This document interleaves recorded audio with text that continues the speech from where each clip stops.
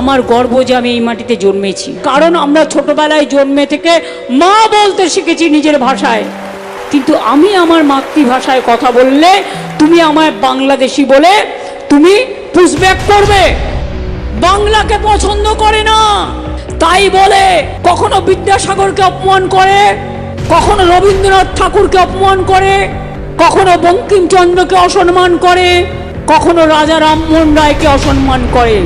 বিজেপির double engine সরকার SIR এর নামে ডিটেনশন ক্যাম্প তৈরি করছে।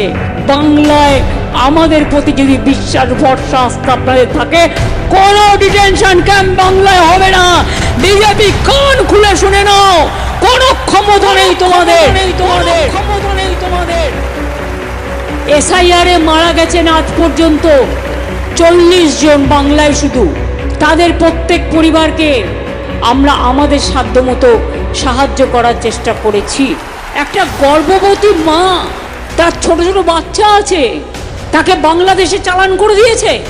কেস করে বলেছি ওদের ফিরিয়ে আনতে হবে। কেউ কেউ টাকা খেয়ে ইলেকশনের আগে বিজেপির তাবেদারি করে, তারা হচ্ছে দেশের শত্রু, এটা মাথায় রাখবেন।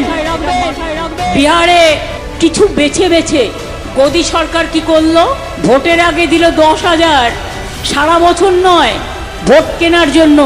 আর যেই ভোট চলে গেল এলো বুলডোজার। আর আমি যতদিন বাঁচব সব ধর্ম বর্ণ সম্প্রদায় সবাইকে সম্মান দেব। তৃণমূল কংগ্রেস দেখাবে আগামী দিনেও বাঁচার রাস্তা।